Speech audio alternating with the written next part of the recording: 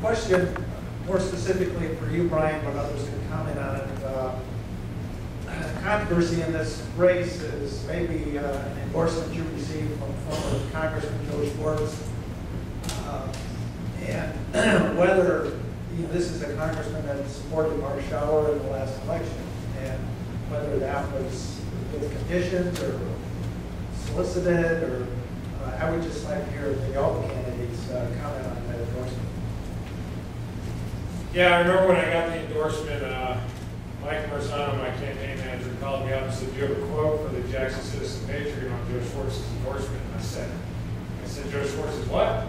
And I said, "No, not yet. Let me call Congressman Schwartz." So I called him up and I said, "Could you endorse me?" In fact, because I wanted to make sure that he was, not just a reporter going on with some hearsay. But I said since the beginning of this race that I want to bring the Republican Party together. All parts of the Republican Party. I'm a Reagan Republican, and Reagan believes that if you're 75% on the same team, you're on the same team. Now, there are districts that are more appropriate for the Scott Browns of the world, but this district's a more conservative center-right district. I'm conservative and center-right. Because Congressman Schwartz decided that he wanted to support me in the primary, that's his prerogative. If he sees something in me, like being a veteran, because he's a veteran as well, and that's fine by me. If the Tom Monahans of the world, who many people would consider very conservative, support me, then I believe I'm doing what I set out to do. Unite this party so that we can move forward and beat Mark Schauer. And I said this line at the Jackson debate, and I'll allow my opponents to use it if they do happen to beat me, is I think Mark Schauer is the Matt Dillon of Michigan politics. He's a disaster.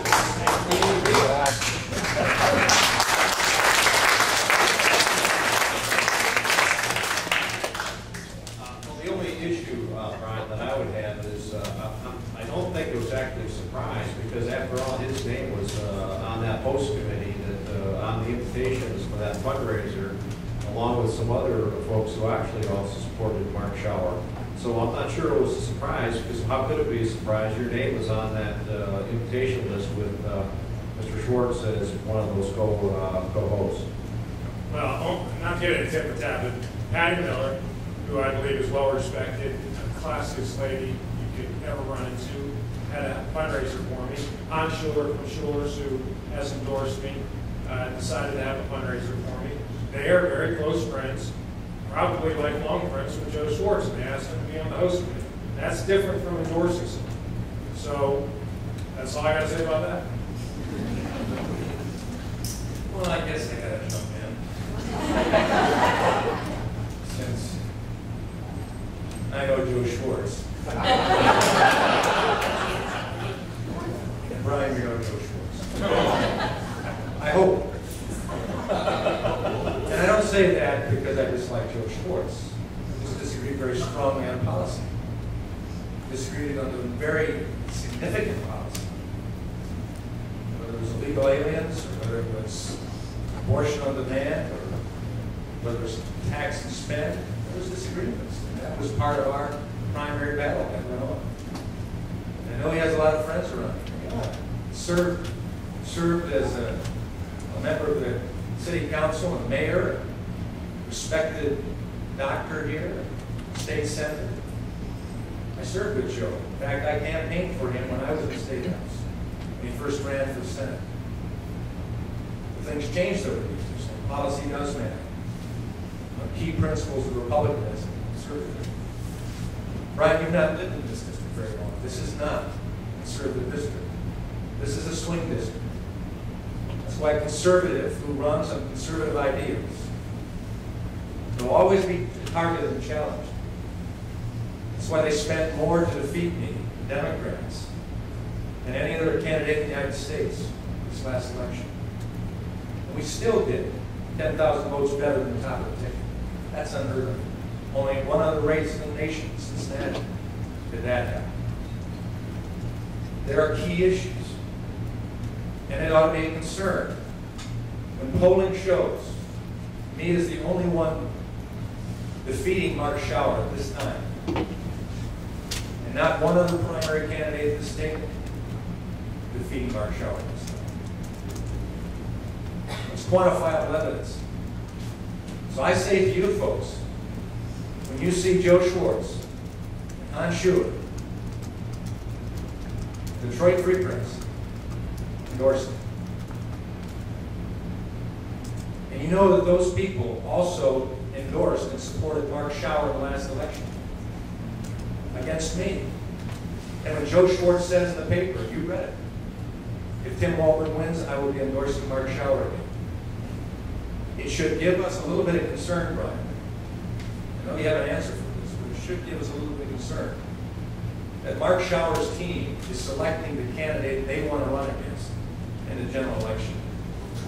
Because Tim Walberg and Mark Schauer, 2 years each in the U.S. House, 2 voting records that are diametrically opposed, that are night and day. Mark Schauer does not want to run on issues. He never likes that.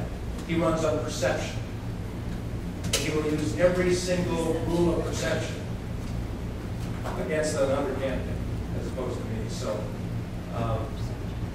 that's where I stand, and I think that ought to cause caution for you as well, and where you take your support from. You have a rebuttal? Yeah, Again. you know, the Congressman Schwartz, Congressman Walberg fight is a fight from the past that I have no interest in being involved in. I want to move forward so that we can move this district forward so we're not involved in the pettiness of the past. Mark Schauer defeated Congressman Walberg 48% to 46%. That's not because of the Obama tsunami. It's because Congressman Walberg cannot reach out to all the party and have the leadership to bring everybody together, even though there's disparate opinions, and say, follow me. I'm reaching out to everybody and saying, follow me. I'm not changing who I am. People are attracted to me because maybe they like me, or maybe they're a veteran, or maybe even they like the Pittsburgh Steelers, whatever it is. They are following me because they want to move forward too, because they're concerned more about their children and grandchildren than they are about petty politics of the past.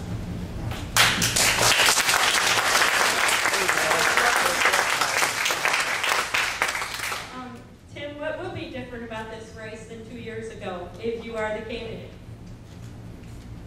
Mark Schauer has a record. And American people have awakened. You will never totally understand the mood swing that went on with me and my campaign. When 1 week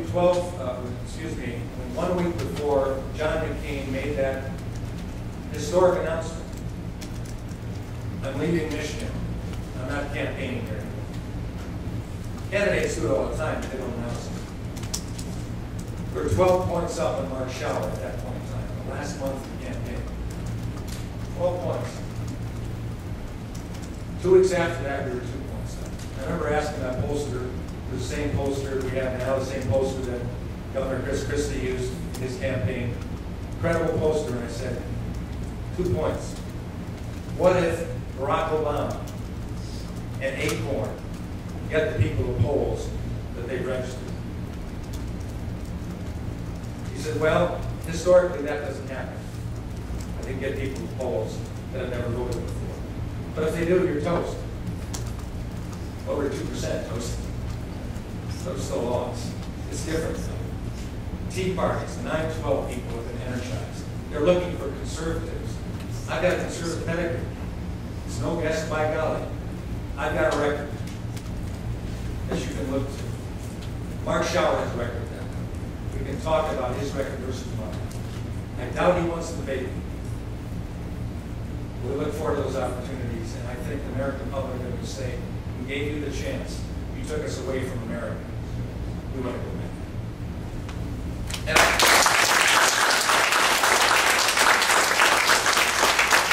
I'd like to add to what Congressman Walberg said concerning what Joel said. You guys will get out and vote, but you got to get everybody else out and vote, because that's what happens. And the other side, Mark will get his people out to vote, and if it's just you that go out and vote, it's going to be difficult for any one of these candidates who may end up winning. Are there any other questions left? All right. Hi, this is for Brian. I'm a veteran of the Armed Forces, and we appreciate having a veteran running. Let's support our vet going to Congress. Is that a statement? I did not do that. Okay. Any questions? Question? This is not a question, Rick. I just wanted to say I appreciate the wonderful job you did as the MC tonight. I want to thank the candidates for finding their way through the tornado. And I want to especially thank everyone that came tonight. An older lady came in late and was trying to find a church. She turned the corner, looked into the room, she said, "Where did you get a crowd like this on a night in this kind of weather?" We all She was delighted. She was delighted to see the crowd as I am. I want to say this is something that I want you to tell every member of your family, your friends, your neighbors about the turnout at this event tonight. And that is a reflection of the excitement there is about this race. Whether it's whichever candidate wins the nomination, we have a lot of people that are going to go all out to win this election and help win the Republican majority back in the House. And that's predicted to happen. One of these three gentlemen can help make it happen. So I want you to keep up your efforts and get everyone you know to come out and support the party. Thank you so much.